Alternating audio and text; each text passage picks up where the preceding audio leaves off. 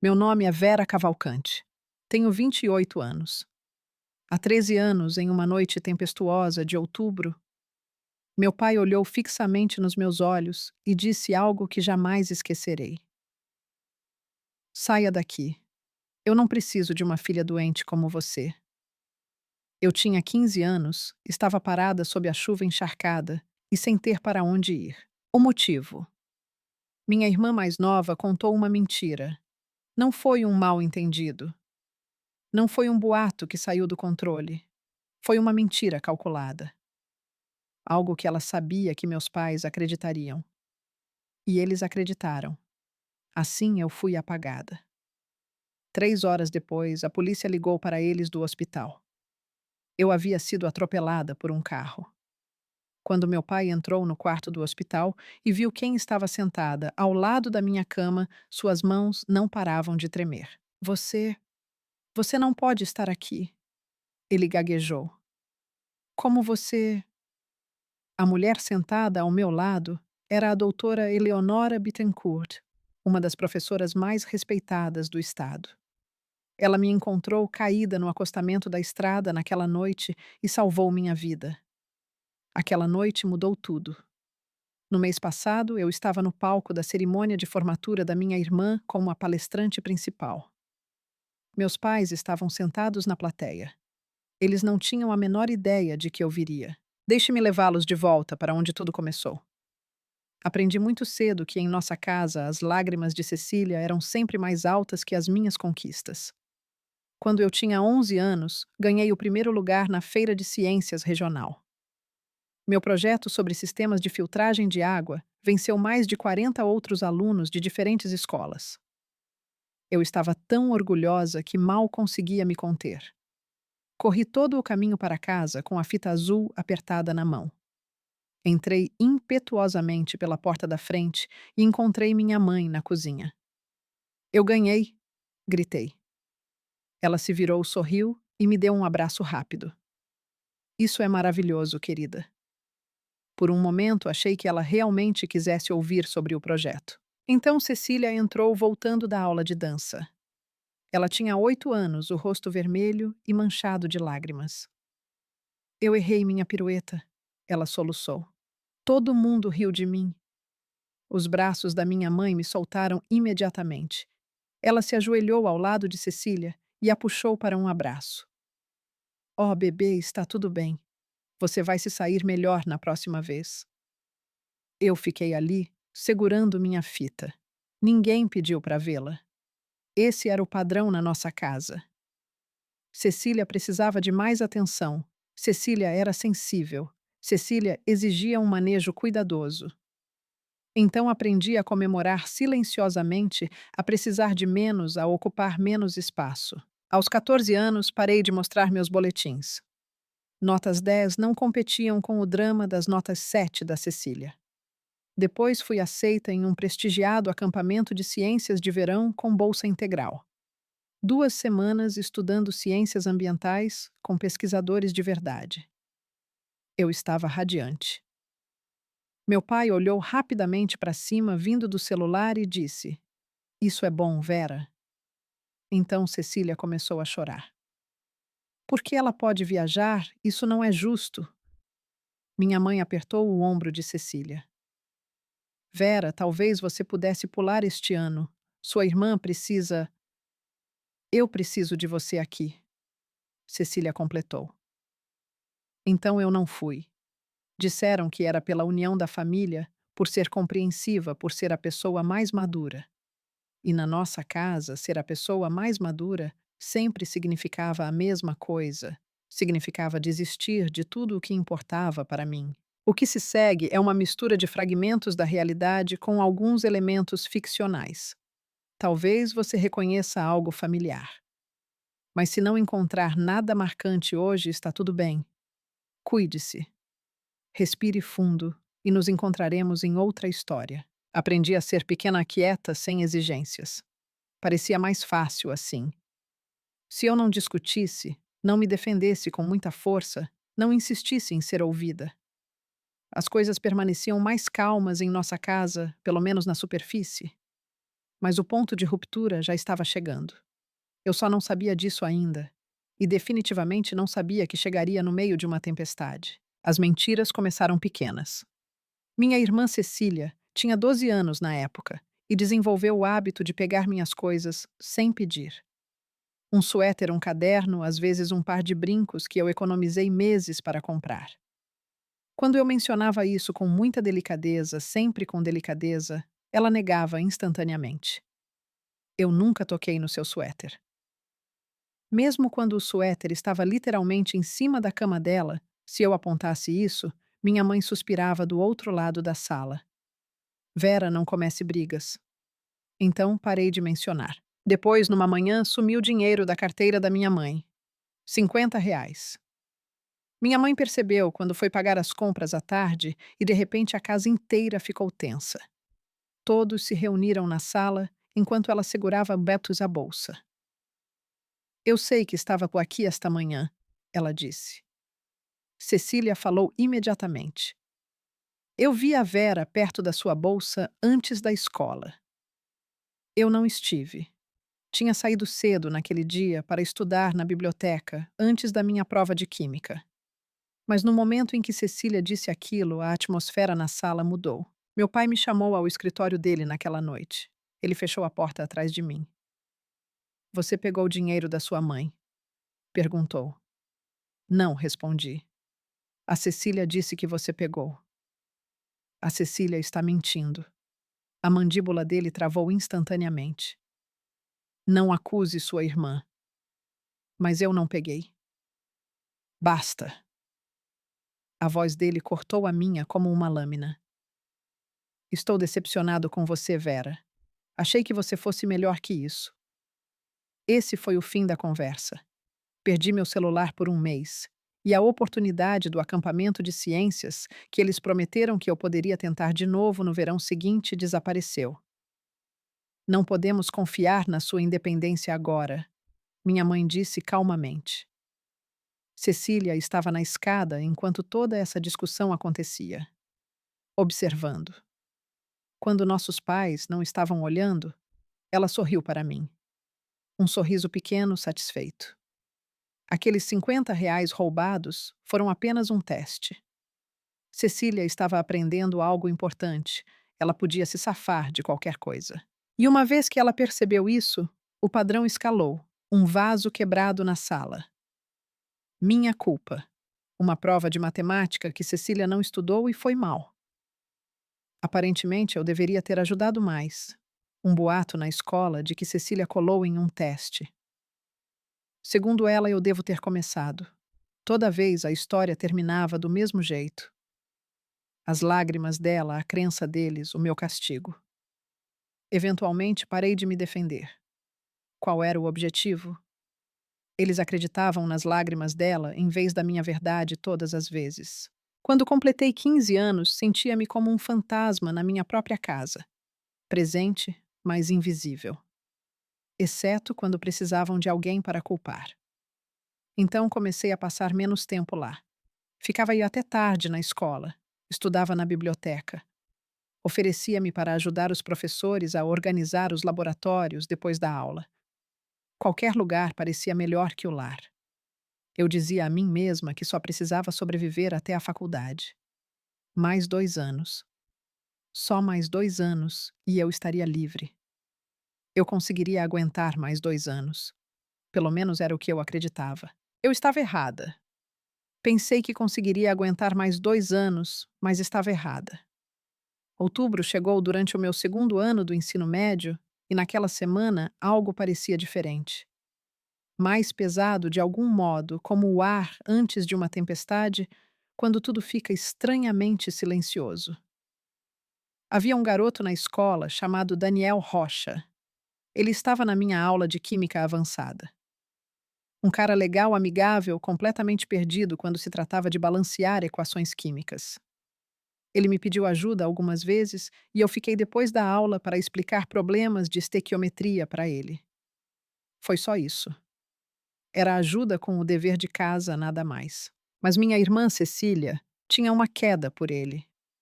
Não apenas uma quedinha, o tipo que domina toda a sua personalidade. Ela passava pela minha sala de aula entre os períodos só para dar uma olhada nele. Ela praticava escrever Cecília Cavalcante Rocha nas margens do seu caderno, como se já estivesse planejando o futuro deles.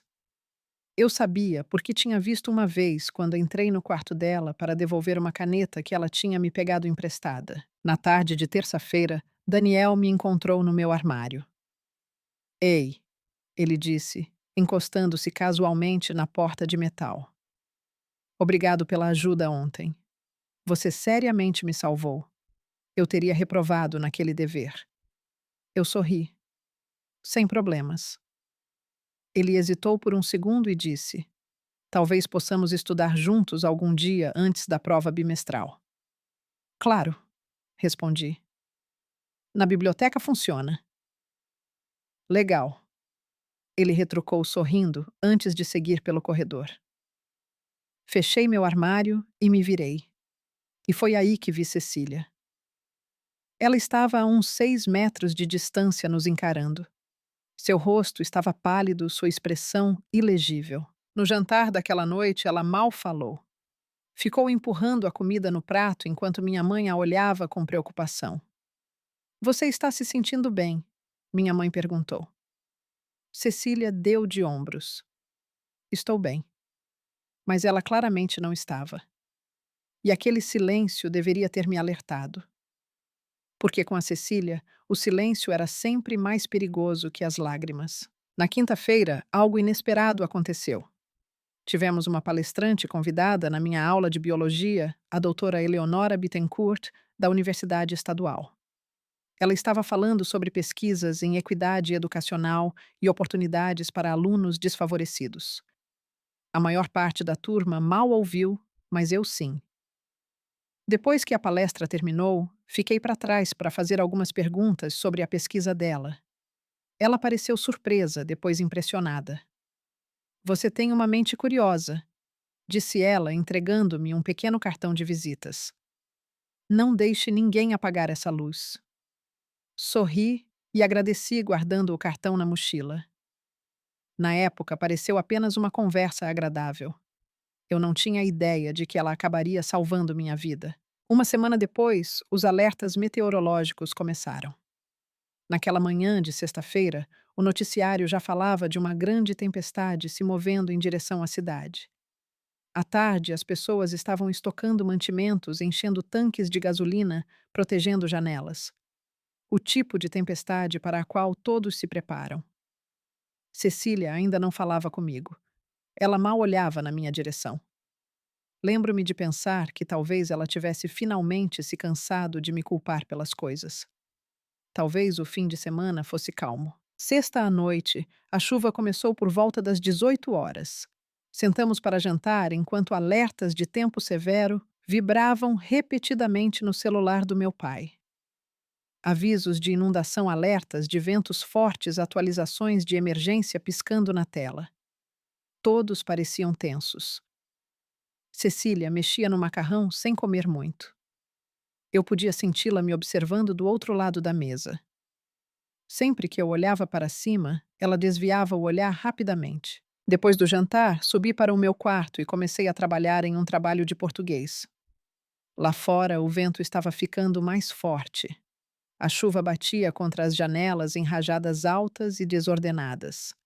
O tipo de tempestade que te faz sentir grata por estar segura lá dentro. Por volta das 20 horas, houve choro lá embaixo. Cecília autodramático. O tipo de soluço que preenchia a casa inteira. Congelei na minha mesa e soltei a caneta. A voz da minha mãe subiu as escadas. Querida, o que houve, fale comigo. Mais choro. Esperei tentando adivinhar o que tinha acontecido. Talvez ela tivesse torcido o tornozelo. Talvez tivesse ido mal em outra prova. Então a voz do meu pai cortou o barulho. Aguda. Irada.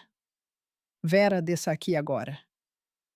Meu estômago despencou instantaneamente. Lentamente levantei-me e caminhei em direção às escadas. Cada degrau parecia mais pesado que o anterior. Quando cheguei à sala, Cecília estava encolhida no sofá com o rosto enterrado no ombro da minha mãe. Minha mãe estava acariciando o cabelo dela, sussurrando suavemente. Meu pai estava perto da lareira com os braços cruzados, a expressão sombria. E no momento em que entrei na sala, soube que algo terrível tinha acabado de começar. O que está acontecendo? Perguntei, minha voz menor do que eu pretendia. Cecília levantou lentamente a cabeça do ombro da minha mãe. Seus olhos estavam inchados e molhados de lágrimas. Por um breve momento, menos de um segundo, vi algo por trás deles, algo frio. Então desapareceu. Diga a ela o que você nos contou. Meu pai disse. Sua voz era gelo. O lábio inferior de Cecília tremeu. Por que você me odeia tanto? Ela sussurrou. O quê? Dei um passo à frente, confusa. Eu não te odeio. Então por quê? Ela soluçou. Você andou espalhando boatos sobre mim na escola. Minha mente deu um branco. Que boatos? Sobre mim e o Daniel, ela gritou. Sobre eu ter colado naquele teste, sobre eu ser uma mentirosa. O chão pareceu inclinar sob meus pés. Cecília, eu nunca. Não mentira para ela. Minha mãe disse calmamente. Eu olhei para ela. Eu nem sabia o que ela queria dizer ainda, mas de algum modo já podia sentir tudo fugindo do controle. Eu não espalhei boato nenhum, disse eu com a voz trêmula. Eu honestamente não sei do que você está falando. Cecília pegou o celular, as mãos tremendo dramaticamente. Então explique isto. Ela mostrou a tela para minha mãe, um print de um chat em grupo. Mensagens supostamente enviadas da minha conta. Mensagens cruéis sobre a Cecília, chamando-a de carente, acusando-a de colar até zombando da queda dela pelo Daniel. Coisas que eu jamais diria, mas estava lá. Meu nome e minha foto de perfil. Eu não escrevi isso, eu disse rapidamente. Alguém deve ter usado minha conta. Pare. Meu pai gritou, sua voz estalando como um trovão. Apenas pare de mentir. Eu não estou mentindo. E o Daniel? Cecília acrescentou baixinho, como se tivesse acabado de lembrar de algo doloroso. Você sabia que eu gostava dele, mas você tem flertado com ele, tentando me fazer parecer estúpida. Ele me pediu ajuda com química, eu disse. Foi só isso. Não foi só isso, Cecília gritou. Você tem ficado depois da aula com ele, encontrando ele na biblioteca. O amigo dele me disse que ele acha você bonita. Você tentou roubá-lo de mim. Cecília levantou-se subitamente do sofá. E na semana passada, continuou ela com a voz trêmula, você me empurrou na escada. Ela levantou a manga. Um hematoma roxo escuro marcava seu antebraço. Olhei para aquilo atordoada. Eu nunca toquei em você. Você tocou. Cecília disse, olhando para minha mãe. Eu não queria dizer nada antes porque achei que talvez você estivesse apenas estressada. Minha mãe levantou-se lentamente e colocou-se entre nós. Vera, disse ela calmamente, isto é sério. Se você machucou sua irmã, eu não machuquei. Então, como ela conseguiu esse hematoma? Meu pai exigiu. Eu não sei, disse eu impotente. Talvez ela tenha feito em si mesma. As palavras ficaram suspensas no ar como vidro quebrado. Os olhos de Cecília se arregalaram. Novas lágrimas escorreram por suas bochechas. Você acha que eu me machucaria só para te incriminar? Ela engasgou. Sim, gritei antes que pudesse me conter. Sim, porque você faz isso. Você mente. Você tem mentido sobre mim há anos. Meu pai deu um passo em minha direção. Isso é verdade. Ele perguntou suavemente a Cecília. Sua irmã tem te perseguido? Não, eu disse rapidamente. Meu Deus, não. Por favor, apenas me escutem. Já ouvi o suficiente. Meu pai bateu com o punho no console da lareira. Já ouvi o suficiente das suas desculpas. Não são desculpas, eu disse desesperadamente. Por favor, apenas me deixem explicar. Não há nada para explicar, minha mãe disse baixinho. Sua voz era calma, decepcionada. Achei que tivéssemos te criado melhor que isso. Cecília enterrou o rosto nas mãos, soluçando. A vítima perfeita. Eu olhei para ela, olhei de verdade, e por apenas um segundo ela retribuiu o olhar. Seus olhos estavam completamente secos, frios, calculistas. Você está mentindo, sussurrei. Não estou, ela disse calmamente. Você está. Você inventou tudo isso. Vera, minha mãe começou.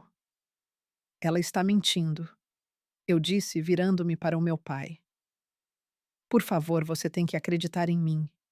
Eu nunca a machucaria. Eu nunca espalharia boatos. Ela está fazendo isso porque está com ciúmes, porque o Daniel não gosta dela o suficiente. A voz do meu pai ficou completamente plana. Não quero ouvir mais nenhuma palavra vinda de você. Ele me encarou como se estivesse olhando para uma estranha. Você é doente, disse ele baixinho. Há algo de errado com você. A palavra me atingiu como um tapa. Doente. Eu não sou. Você precisa de ajuda. Ele continuou friamente. Ajuda profissional. E naquele momento, parada na minha própria sala, cercada pela minha família, percebi algo que me aterrorizou mais do que as acusações, eles realmente acreditavam nela. Em cada palavra. Mas agora, meu pai disse, apontando para a porta, eu preciso de você fora da minha vista. Lá fora, a chuva martelava contra as janelas. O trovão sacudia a casa como se algo enorme estivesse colidindo com o telhado. Pai, eu disse fracamente. Está tendo uma tempestade. Eu não me importo. Para onde eu vou? Isso não é problema meu. O rosto dele se contorceu de nojo. Saia. Eu não preciso de uma filha doente como você nesta casa. As palavras se cravaram em mim. Filha doente. Como se eu fosse algo infectado, algo quebrado, algo errado. Olhei para minha mãe silenciosamente, implorando para que ela interviesse, dissesse algo, dissesse a ele que aquilo era loucura. Ela não disse. Apenas manteve o braço em volta de Cecília, segurando-a perto como se ela fosse quem precisasse de proteção. Minhas mãos tremiam enquanto eu pegava minha jaqueta no gancho perto da porta. O zíper ficava escorregando entre meus dedos porque eles não paravam de tremer. Então a porta bateu atrás de mim. Através da janela da sala, pude ver Cecília me observando partir. Ela não estava mais chorando. Estava sorrindo. A chuva me atingiu como uma parede. Fria, furiosa, implacável. Em segundos eu estava completamente encharcada. A água escorria pelo meu rosto e entrava nos meus olhos enquanto o vento chicoteava meu cabelo contra minha boca. Fiquei na varanda por um momento esperando. Talvez meu pai abrisse a porta novamente. Talvez ele saísse e dissesse que tinha exagerado. Talvez me dissesse para entrar de volta. A porta permaneceu fechada, então comecei a caminhar. Eu não sabia para onde estava indo. Apenas para longe. Longe daquela casa. Longe das mentiras de Cecília. Longe de pais que tinham acabado de decidir que eu era algo que eles não queriam. Meu celular vibrou no bolso. Bateria fraca 8%. Tirei-o e tentei ligar para minha amiga Ana. Sem resposta. Depois para Clara, caiu direto na caixa postal. Era sexta à noite. Todos estavam em casa, com suas famílias seguros secos aquecidos. Eu não. O vento me empurrava enquanto a chuva caía em lençóis tão grossos que eu mal conseguia ver 3 metros à frente. Carros passavam correndo, jogando água suja da estrada. Nenhum deles diminuiu a velocidade. Segui em direção à biblioteca pública. Talvez pudesse esperar a tempestade passar lá. Mas quando finalmente cheguei ao prédio, as janelas estavam escuras, trancadas, fechadas. O terminal de ônibus mais próximo ficava a 3 quilômetros de distância. Se eu conseguisse chegar lá, Talvez pudesse sentar lá dentro até de manhã e descobrir o que fazer. Então continuei caminhando. Cada passo parecia mais pesado que o anterior. Meus sapatos estavam ensopados, fazendo barulho de água a cada pisada. Minha jaqueta grudava na pele como gelo. Eu estava com tanto frio que meus dentes começaram a bater. O trovão estalou sobre minha cabeça. O relâmpago rasgou o céu em clarões denteados. Por um momento pensei em dar meia volta, em voltar e bater na porta implorando para que me deixassem entrar. Mas o olhar no rosto do meu pai me impediu. Aquele nojo. Eu não conseguia esquecer. Filha doente. Talvez ele estivesse certo. Talvez algo realmente estivesse errado comigo. Por que mais minha própria família escolheria a Cecília, em vez de mim toda santa vez? O terminal de ônibus ainda estava a cerca de 1,5 km quando a tempestade piorou. O vento uivava mais alto. A chuva caía com mais força. E foi aí que aconteceu. Eu estava atravessando um cruzamento.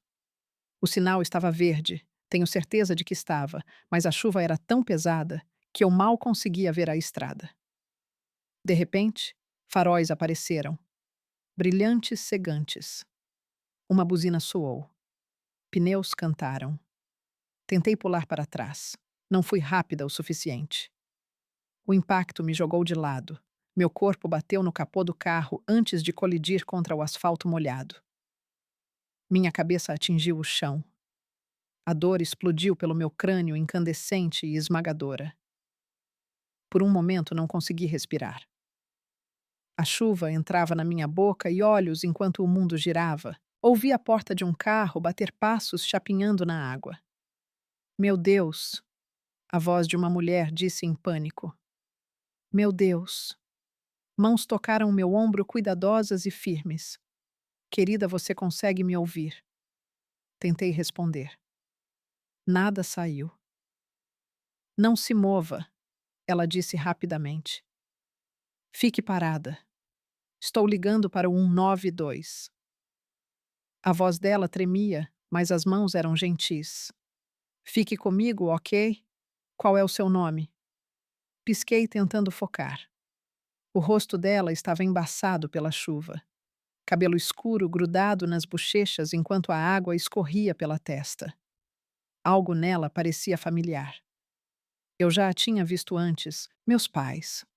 Consegui sussurrar. Seus pais. Ela perguntou rapidamente. Ok, qual é o número deles? Eu ligo para eles. Eles não. Tossi o gosto de sangue enchendo minha boca. Meu peito queimava a cada respiração. Eles não me querem. A mulher congelou. O quê? Ela perguntou suavemente. Eles me expulsaram. Sussurrei. As palavras pareciam pesadas, como se mal quisessem sair da minha boca. Disseram que sou doente. Disseram que não me querem mais. Por um momento, ela apenas me encarou, enquanto a chuva caía entre nós. Algo mudou em sua expressão. A princípio pareceu confusão, depois algo mais. Reconhecimento, talvez, ou horror. Você vai ficar bem? Ela disse rapidamente, embora a voz tremesse. Eu prometo que você vai ficar bem. Ao longe, ouvi sirenes se aproximando. Luzes vermelhas e azuis piscavam em algum lugar além da chuva. O rosto da mulher foi a última coisa que vi antes de tudo escurecer. Não me lembro da ambulância. Não me lembro de chegar ao hospital. Minha primeira memória clara é sonora bips de máquinas, o zumbido constante das luzes fluorescentes no teto, o cheiro forte de antisséptico e uma voz. A mesma mulher do acidente.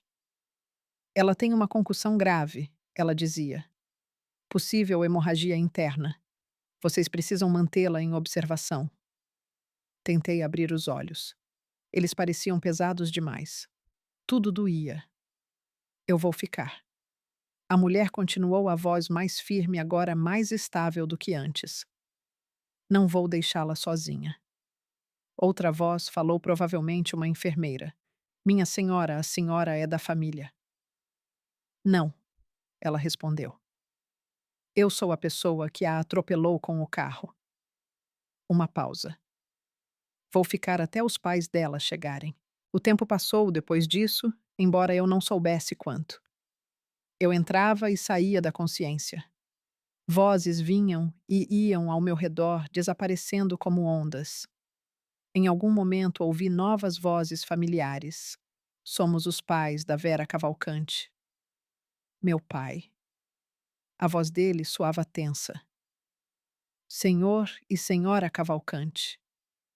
A mulher do acidente respondeu. O tom dela tinha mudado.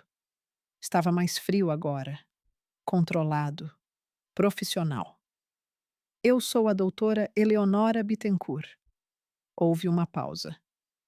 A senhora. A senhora é professora na estadual. Minha mãe disse lentamente. Sou a diretora de pós-graduação. A doutora Bittencourt corrigiu calmamente. Então acrescentou a voz afiada como vidro. E fui eu quem atropelou sua filha com meu carro esta noite. Foi um acidente, meu pai disse rapidamente. Não a culpamos. Ela atravessou a rua no meio de uma tempestade. Continuou ele. Estava encharcada sozinha à noite. A voz da doutora Bittencourt subiu ligeiramente. Ela tem 15 anos. O silêncio se seguiu. Por que ela estava lá fora? Ninguém respondeu. Senhor Cavalcante. A doutora Bittencourt disse novamente mais devagar desta vez. Eu lhe fiz uma pergunta. Meu pai limpou a garganta. Houve uma situação familiar. Um problema de disciplina. Um problema de disciplina. A doutora Bittencourt repetiu baixinho. Então a voz dela endureceu. Que tipo de problema de disciplina envolve colocar uma criança para fora no meio de uma tempestade? Não foi bem assim, minha mãe disse rapidamente. Então como foi? Os passos dela se moveram para mais perto da minha cama. Porque sua filha me disse algo antes de perder a consciência, continuou a doutora Bittencourt. Ela disse que os pais não a queriam mais. Disse que vocês disseram que ela era doente. O quarto ficou em completo silêncio. A senhora está mentindo. A voz da Cecília pequena assustada. A Vera inventou isso, disse ela rapidamente. Ela. Ela mal estava consciente. A doutora Bittencourt não hesitou. Ela não estava inventando nada. Ouvi passos se afastando da cama. Agora eu preciso falar com um assistente social. Isso não será necessário, meu pai disse, tentando soar autoritário. Somos os pais dela. Nós resolveremos isso. Com todo o respeito, senhor. A doutora Bittencourt respondeu friamente. Vocês já resolveram o suficiente. Este é um assunto de família privado, minha mãe acrescentou. No momento em que vocês enviaram uma menor para uma tempestade doutora, a doutora Bittencourt disse asperamente. Deixou de ser privado. Os passos dela voltaram para a cama. Então senti algo quente. A mão dela envolveu gentilmente a minha. Não vou embora, disse ela baixinho. Não até saber que ela está segura. Outra voz falou por perto. Um homem desta vez. Senhor Cavalcante, precisamos lhe fazer algumas perguntas. Um policial. Não fizemos nada de errado, minha mãe disse rapidamente. Mas desta vez sua voz tremia. Sua filha foi atropelada por um carro às 23 horas durante uma grande tempestade. O policial disse firmemente. Ela tem 15 anos. Precisamos entender por que ela não estava em casa. Tentei abrir os olhos. Minhas pálpebras tremeram fracamente. Tudo eram formas borradas sombras se movendo sob as luzes brilhantes do hospital. Eu mal conseguia focar, mas reconheci o contorno do meu pai parado perto do pé da cama. E atrás dele, Cecília. A doutora Eleonora Bittencourt percebeu imediatamente. Ela está acordando, disse bruscamente. Todos para fora agora. Ela é nossa filha, meu pai começou. E eu sou a médica responsável pelos cuidados dela. A doutora Bittencourt interrompeu a voz firme. Fora. Houve uma breve pausa, depois passos vozes sumindo, a porta fechando. Silêncio. Senti a doutora Bittencourt se inclinar para mais perto da cama. Sua mão envolveu a minha e deu um aperto tranquilizador. Você está segura agora, sussurrou ela. Sua voz era calma. Certa. Eu prometo que você está segura. Eu queria acreditar nela, mas segura era uma palavra estranha para mim. Eu não me sentia segura há anos. Meus olhos se fecharam novamente e deixei a escuridão me levar. Quando acordei de novo, 3 dias haviam se passado. Meus pais tinham ido embora. A doutora Bittencourt ainda estava lá. Ela manteve a promessa. Não me deixou sozinha. A concussão tinha sido grave. As enfermeiras me contaram depois. Passei 4 dias no hospital enquanto os médicos me monitoravam para hemorragias internas. E todos os dias a doutora Bittencourt voltava. Ela trazia livros, sentava-se ao lado da minha cama. Falava comigo sobre programas de faculdade, pesquisas científicas e universidades que eu só tinha visto online, sobre possibilidades, sobre futuros que eu nunca imaginei que fossem destinados a alguém como eu. Meus pais vieram uma vez, apenas uma vez. Trouxeram uma pequena mala de roupas e uma pilha de trabalhos escolares dos meus professores. Eles ficaram parados desajeitadamente ao pé da minha cama, como visitantes que entraram no quarto errado. Ficamos felizes que você esteja bem, minha mãe disse rigidamente. Meu pai assentiu. Você nos deu um belo susto. Nenhum deles se desculpou. Nenhum deles explicou. E nenhum deles perguntou se eu queria voltar para casa. Cecília não veio de jeito nenhum. No 5º dia, uma assistente social me visitou. O nome dela era Senhora Castro, e ela tinha olhos bondosos e uma voz suave. Ela se sentou ao lado da cama e me fez perguntas sobre minha casa, minha família e o que tinha acontecido na noite da tempestade. Contei tudo a ela, as mentiras da Cecília, meus pais acreditando nela. O momento em que meu pai me chamou de filha doente e me disse para sair. A senhora Castro ouviu atentamente e tomou notas. Quando terminei, ela me olhou pensativa. Vera, disse gentilmente, você tem opções. Não precisa voltar para lá. As palavras me atordoaram. Se eu não voltar para onde eu vou. Naquele momento, houve uma batida suave na porta.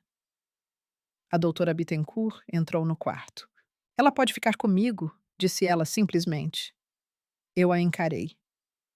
O quê? Um acolhimento provisório? Explicou ela olhando para a senhora Castro.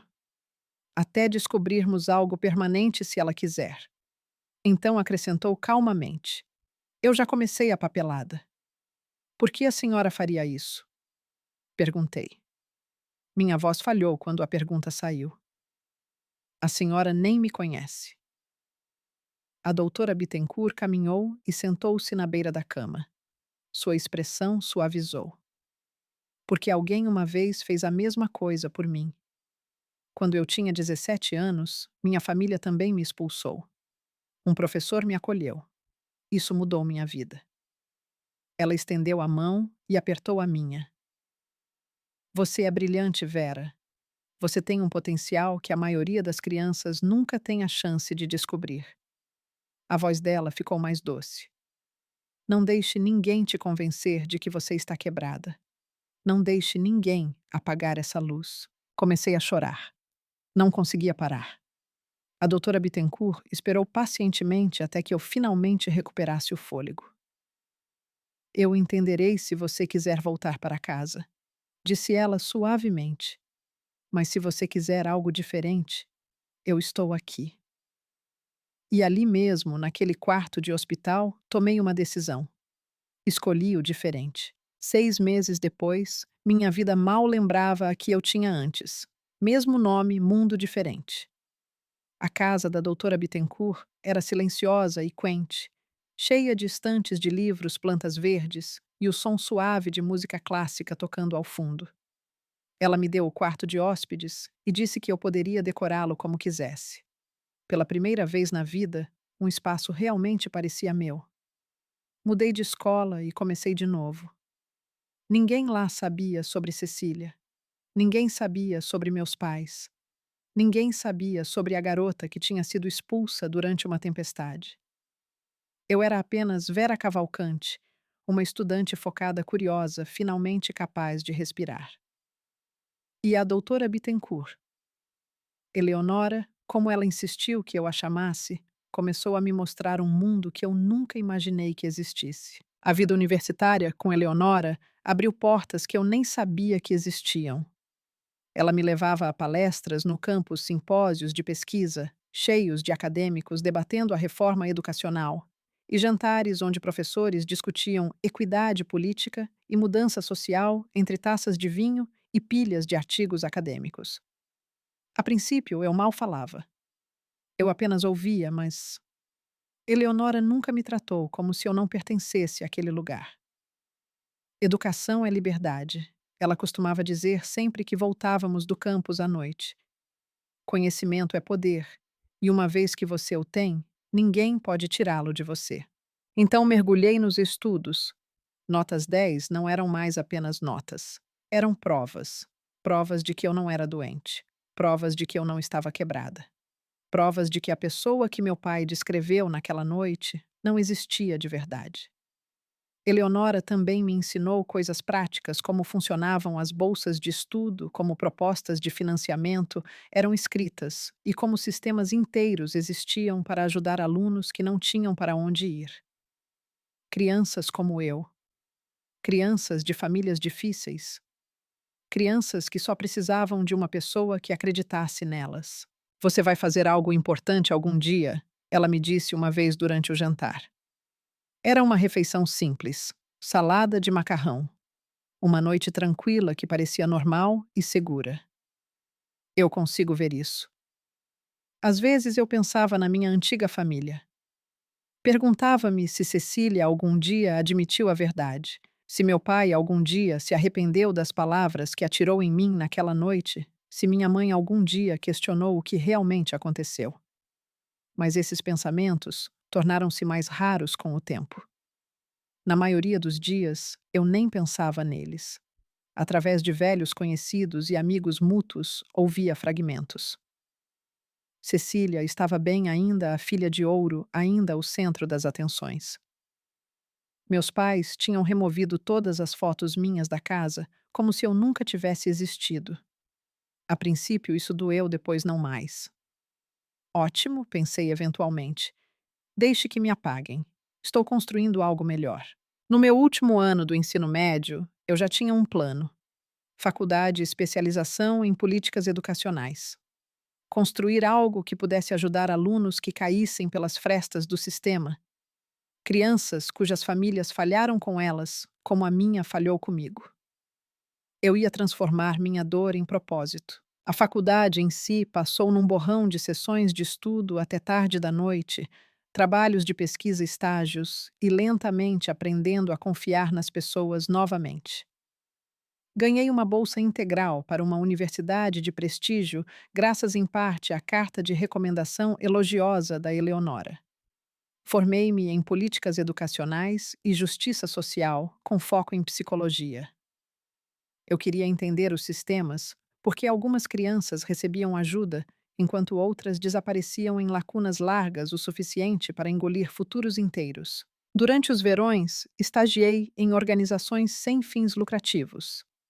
Fundações de escrita de projetos, programas de defesa da juventude, grupos de reforma educacional.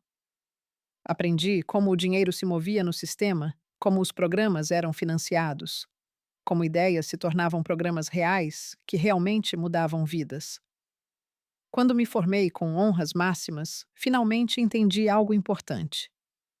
Compaixão sozinha não muda sistemas. Estratégia sim.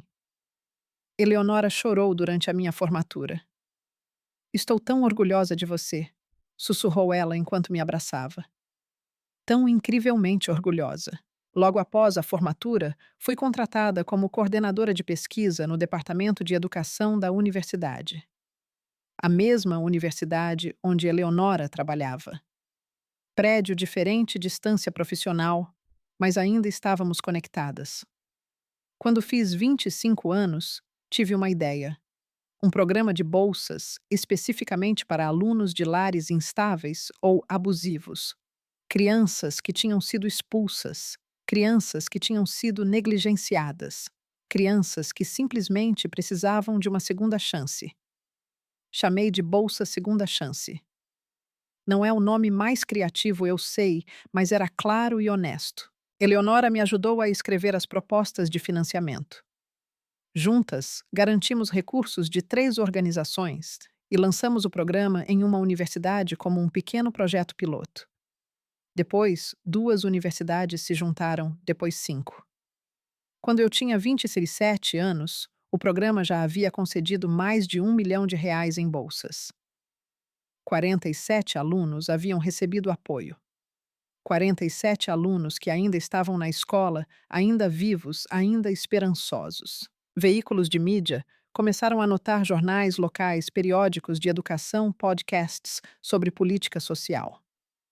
Eu dava entrevistas e falava em conferências, mas sempre que contava minha história, eu a mantinha vaga. Eu dizia algo como: uma garota de 15 anos uma vez ouviu que não pertencia a lugar nenhum, mas nunca mencionava nomes, nunca mencionava minha família. Então, uma tarde, meu colega David Barros bateu na porta do meu escritório. Vera, disse ele entrando, você está sendo considerada para ser a palestrante principal em uma cerimônia de formatura. Qual universidade? Perguntei. Universidade Estadual de Rio Verde. Meu estômago despencou. Isso é. Parei e respirei fundo. Essa é a escola da minha irmã. David piscou surpreso. Você tem uma irmã? Não mais, disse baixinho. Mas sim, ela se forma nesta primavera. David puxou uma cadeira. Você quer que eu decline em seu nome? Olhei para minha mesa, para as inscrições de bolsas empilhadas ordenadamente à minha frente. 47 alunos, 47 segundas chances. Qual é o tema do discurso? Perguntei. Resiliência e equidade educacional. David respondeu.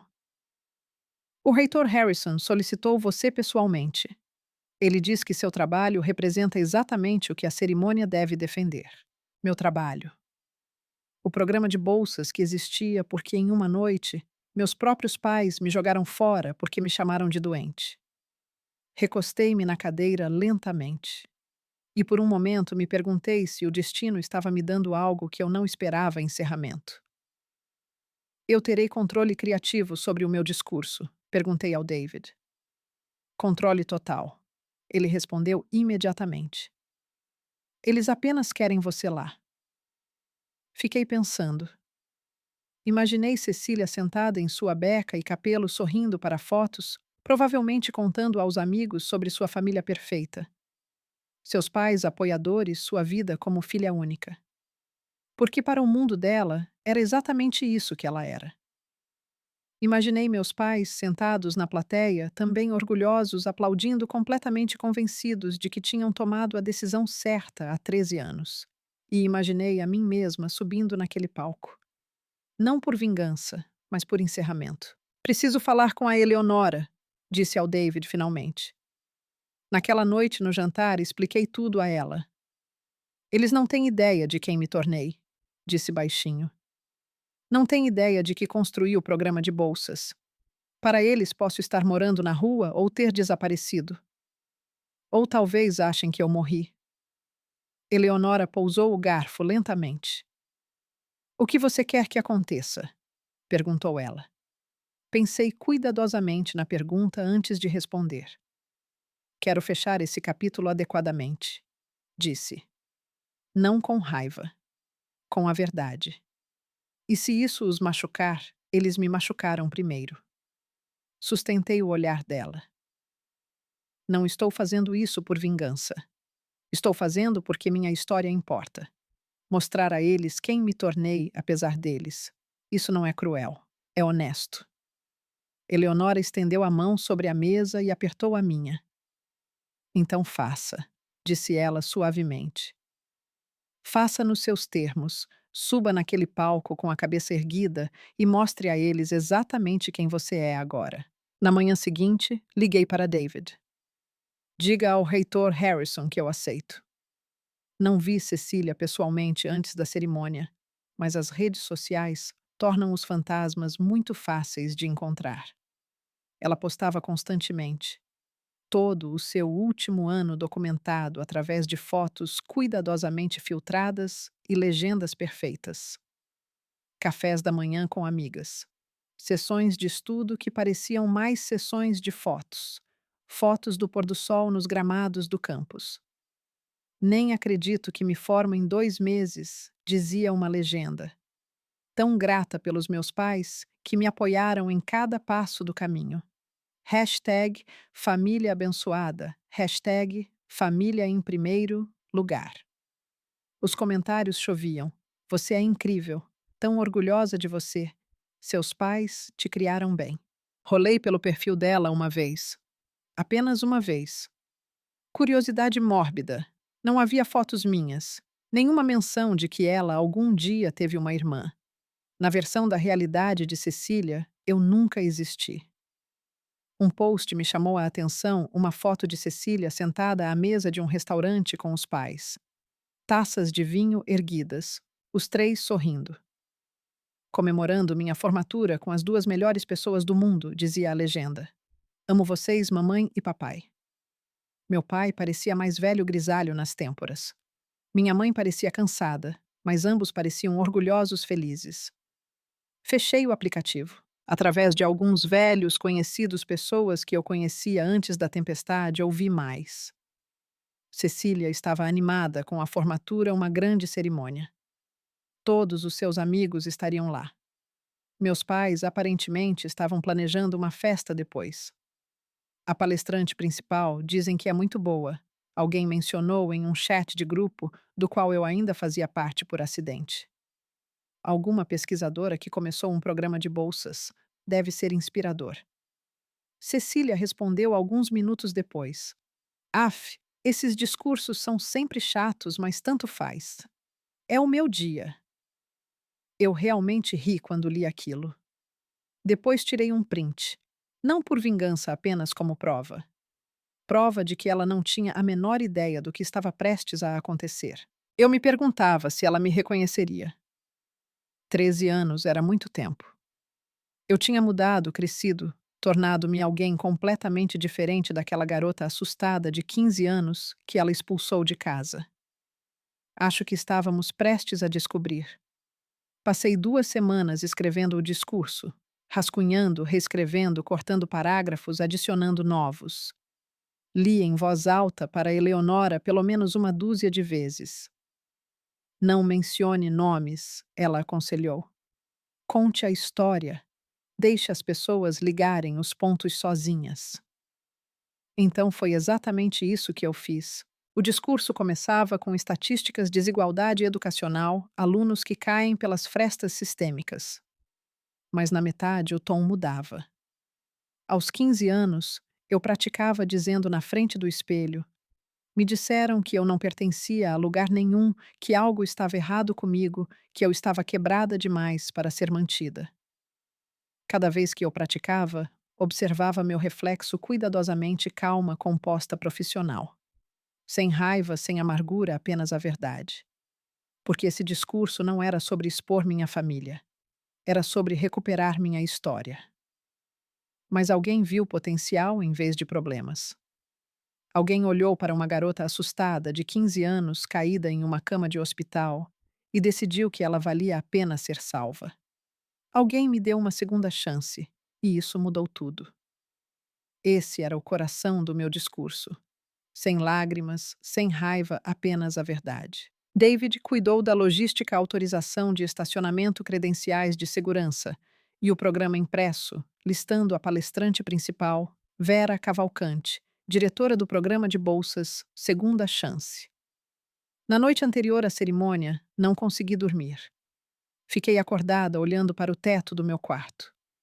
Memórias entrando e saindo da minha mente como sombras. A voz da Cecília, as palavras do meu pai. Filha doente.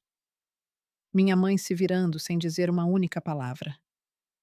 Por um momento, a dúvida surgiu. Eu estava fazendo a coisa certa. Uma batida suave interrompeu meus pensamentos. Eleonora entrou trazendo uma caneca de chá. Sentou-se na beira da minha cama como já fizera centenas de vezes. Arrependimento? Perguntou gentilmente. Apenas pensamentos, respondi. Ela sorriu levemente. Você não é a garota que eles jogaram fora Vera. Você é a mulher que reconstruiu sua vida. Ela me entregou a caneca. Lembre-se disso amanhã. O chá estava quente camomila com mel. Você estará lá? Perguntei baixinho. Eleonora riu. Primeira fila sempre. Amanhã chegou mais rápido do que eu esperava. Vesti-me cuidadosamente um terno azul marinho profissional, mas não rígido. Eleonora insistiu que eu usasse o colar de pérolas da avó dela, dizendo que trazia confiança e sorte. Quando me olhei no espelho, mal reconheci a pessoa que me encarava. Confiante, composta, bem-sucedida. Nada parecida com a garota de 15 anos encharcada que uma vez ouviu que era doente e indesejada. Respirei fundo. Eu estava pronta. O campus da universidade estava lindo naquela manhã. Antigos prédios de tijolos gramados bem cuidados formando embecas e capelos por toda parte posando para fotos com suas famílias. O riso enchia o ar. A animação vibrava na multidão como eletricidade. Possibilidade. Esperança. Cheguei cedo e encontrei o reitor Harrison em seu escritório. Ele me cumprimentou calorosamente. Senhora Cavalcante, estamos honrados em tê-la aqui hoje. Seu trabalho é extraordinário. Obrigada, senhor, eu disse. Os alunos ficarão inspirados, tenho certeza, ele respondeu. David então me escoltou até o auditório. Os bastidores eram um caos organizado professores ajustando suas vestes funcionários, testando microfones, formandos, espiando pelas cortinas a multidão que enchia o salão. Peguei um programa impresso e escaneei os nomes dos alunos graduandos. Então eu vi. Fila 3. Cecília Cavalcante Bacharel, em Comunicação Social. Meu coração começou a martelar contra as costelas. Você está bem? David perguntou baixinho. Sim, eu disse, fechando o programa. Estou pronta. Alguns minutos depois, Eleonora chegou aos bastidores. Ela usava um lindo vestido esmeralda e parecia impossivelmente orgulhosa. Ela me puxou para um abraço apertado. Você consegue, disse ela. Eu sei. Lembre-se, cabeça erguida, respondi com um sorriso. A verdade primeiro, sem vingança, apenas honestidade. Ela beijou minha bochecha e caminhou em direção à primeira fila. O auditório foi se enchendo lentamente. Eu podia ouvir centenas de vozes murmurando juntas, famílias conversando, amigos rindo, programas sendo manuseados. Em algum lugar naquele mar de pessoas estavam meus pais. Provavelmente sentados confortavelmente nas fileiras do meio, com uma visão perfeita do palco, animados para assistir Cecília se formar. Completamente alheios a quem era a palestrante principal. David tinha confirmado algo interessante mais cedo. Meu nome aparecia no programa, mas em letras pequenas. A maioria das pessoas raramente lê as biografias dos palestrantes com atenção. Eles descobririam em breve. O reitor Harrison veio aos bastidores e tocou meu ombro. 5 minutos, disse ele. Você entra logo após as observações iniciais. Assenti, respirei fundo e alisei a frente do meu terno. Por trás da cortina, eu podia ver o palco, o pódio, o microfone e centenas de rostos esperando sob as luzes suaves do auditório. Era a hora.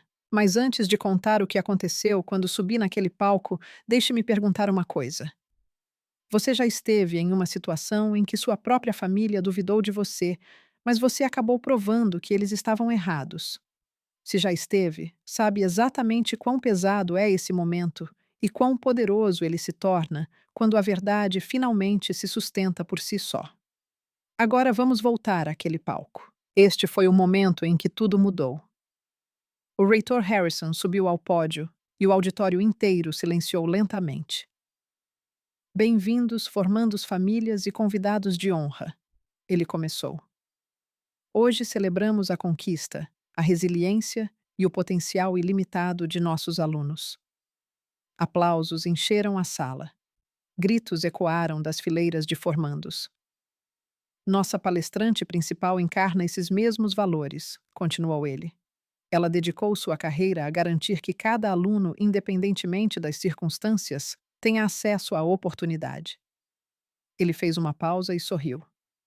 Por favor, deem as boas-vindas à diretora do programa de bolsas Segunda Chance, senhorita Vera Cavalcante. O auditório explodiu em aplausos educados. Dei um passo à frente sob as luzes do palco. O palco parecia enorme. O pódio ficava no centro, o microfone esperando. Além das luzes brilhantes, centenas de rostos se misturavam em um mar de becas e capelos. Caminhei calmamente, passos medidos confiante. Meus saltos ecoavam suavemente contra o chão de madeira. E então eu os vi. Fila 3. Cecília Beca e Capelo Cordões de honra no pescoço. Ela estava aplaudindo, sorrindo, inclinando-se ligeiramente para a garota ao lado para sussurrar algo. Então ela olhou para cima e me viu. Suas mãos congelaram no meio do aplauso. O sorriso dela desmoronou. A confusão cruzou seu rosto primeiro, depois o reconhecimento, depois o choque. Sua boca se abriu ligeiramente, mas nenhum som saiu. Atrás dela, várias fileiras atrás, avistei meus pais ainda aplaudindo, ainda sorrindo educadamente. Eles ainda não tinham olhado de perto. Para eles, eu era apenas mais uma palestrante subindo ao palco. Cheguei ao pódio e ajustei o microfone. Cecília estava me encarando agora pálida e paralisada. Uma de suas amigas a cutucou. Você está bem, a garota sussurrou. Da primeira fila à direita do palco, Eleonora Bittencourt me lançou um olhar. Deu-me um pequeno aceno de cabeça, encorajador, firme. Envolvi as bordas do pódio com as mãos. Bom dia, comecei. Obrigada, reitor Harrison, por essa introdução generosa. Minha voz ecoou claramente pelos alto-falantes em toda a sala imensa. Naquele exato momento, a cabeça do meu pai deu um solavanco para cima. Vi-o inclinar-se para a frente, apertando levemente os olhos, tentando identificar minha voz. A mão da minha mãe moveu-se lentamente para o peito. Eu sorri. Profissional calorosa. É uma honra estar aqui hoje, continuei.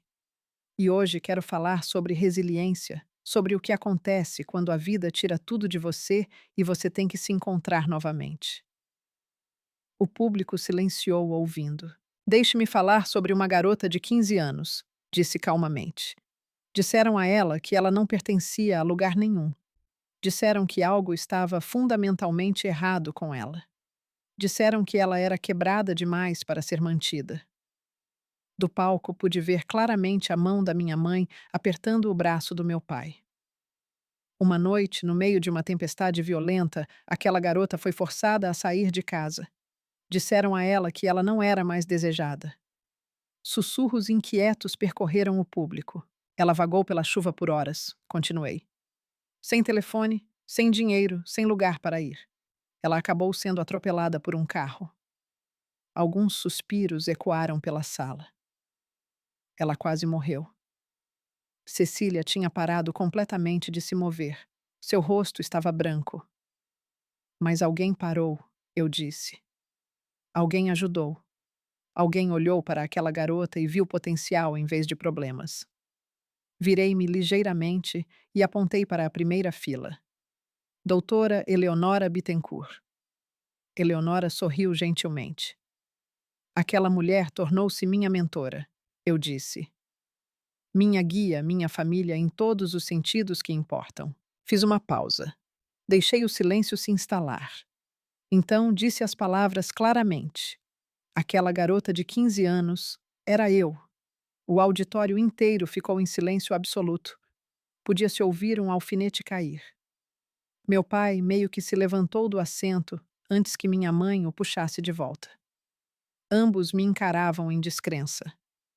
Cecília parecia querer desaparecer pelo chão. Alunos ao redor dela começaram a sussurrar. Alguns apontavam para ela. Suas amigas pareciam confusas, preocupadas. Continuei falando calmamente. Estou aqui hoje porque a doutora Bittencourt se recusou a desistir de mim quando outros desistiram.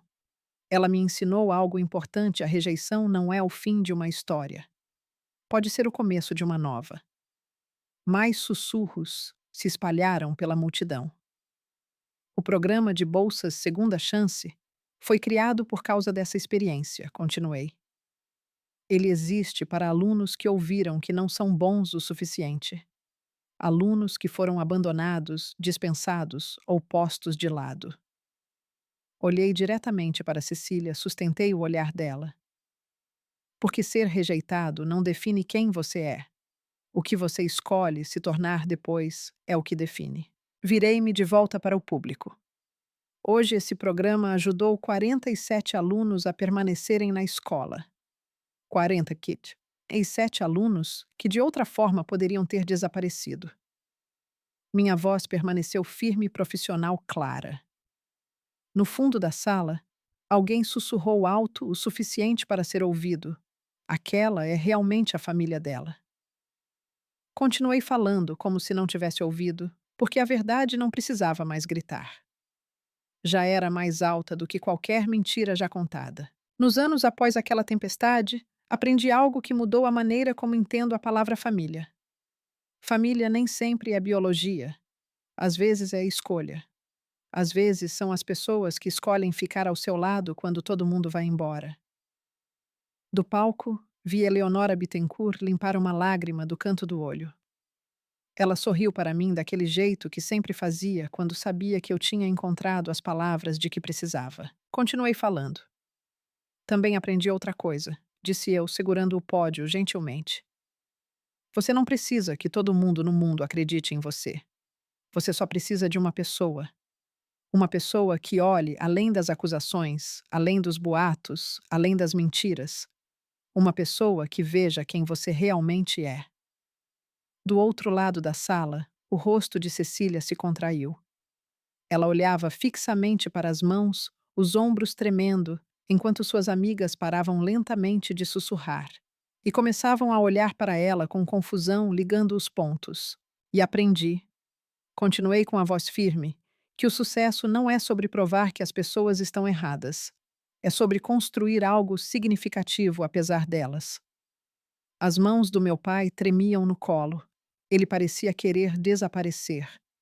Minha mãe chorava baixinho, o rímel escorrendo pelas bochechas. Então, para a turma que se forma hoje, finalizei, lembrem-se disto, seu valor não é determinado por quem fica. É determinado por quem você escolhe se tornar depois que as pessoas partem. A sala ficou em silêncio por um momento. Então os aplausos começaram. Lentamente, no início depois mais alto. Alunos se levantaram, professores, se levantaram famílias, se levantaram. Uma ovação de pé completa ondulou pelo auditório. Mas nem todos se levantaram. Meu pai permaneceu sentado pálido, cobrindo o rosto com as mãos. Minha mãe ficou de pé, aplaudindo fracamente, lágrimas escorrendo pelo rosto. Cecília não se moveu de jeito nenhum.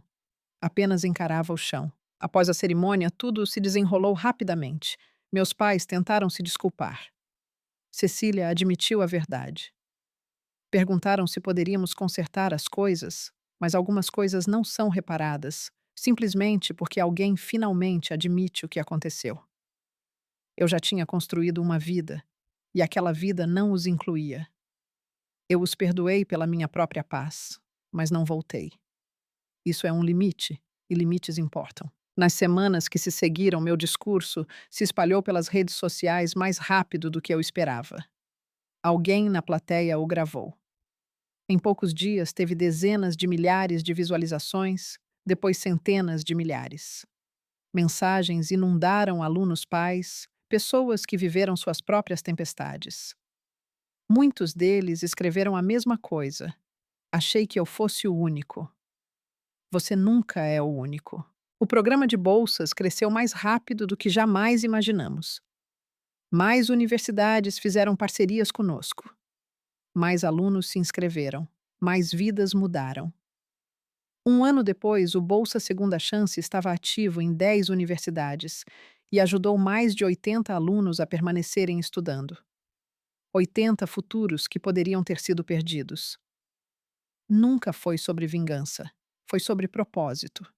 Transformar a dor em algo que realmente ajuda outra pessoa. De vez em quando, Cecília ainda me envia uma mensagem curta, um pedido de desculpas silencioso. Pensando em você. Espero que esteja bem. Eu as leio. Não respondo. Não por raiva. Apenas porque o capítulo está fechado. Meu pai uma vez enviou um último e-mail. Estamos orgulhosos de você mesmo que não tenhamos o direito de estar. Eu também nunca respondi a esse. Alguns relacionamentos pertencem ao passado e está tudo bem. Hoje tenho 28 anos, a mesma idade que eu tinha quando comecei a contar esta história para vocês. Trabalho com alunos que me lembram a garota que eu costumava ser. Crianças que acham que foram jogadas fora. Crianças que acreditam que algo deve estar errado com elas. Digo a elas a mesma coisa que Eleonora uma vez me disse: você não está quebrada. Você não é demais. Você não é o problema. Às vezes, as pessoas que te deixam simplesmente não eram capazes de te amar do jeito que você merecia. Essa é a limitação delas, não a sua. Eleonora tem 60 anos agora. Não a chamo mais de doutora Bittencourt. Chamo-a de mãe, porque família não é sobre sangue, é sobre quem aparece.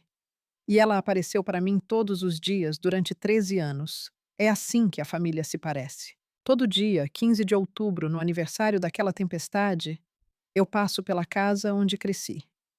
Estaciono do outro lado da rua, olho para as janelas, olho para a porta e penso na garota de 15 anos que saiu daquela casa sob a chuva. Ela achou que sua vida tinha acabado. Achou que era indesejada, quebrada demais. Mas ela sobreviveu. Mais do que isso, ela construiu algo lindo a partir dos escombros. Há algo que passei a entender através de tudo isso. Às vezes, a parte mais difícil da vida não é o momento em que você é rejeitado. É decidir quem você se tornará depois. Ser empurrado para longe não te quebra automaticamente, mas te força a escolher. Você pode carregar a dor adiante ou pode transformá-la em algo que ajude outra pessoa a sobreviver à sua própria tempestade. Escolhi o segundo caminho, e talvez você também escolhesse se estivesse onde eu estive uma vez. Então, deixe-me perguntar honestamente se você estivesse naquela situação com 15 anos incompreendida e sozinha. O que faria em seguida? Você desistiria ou construiria algo melhor a partir disso? Histórias como esta importam porque em algum lugar por aí alguém está passando silenciosamente por um momento exatamente assim agora.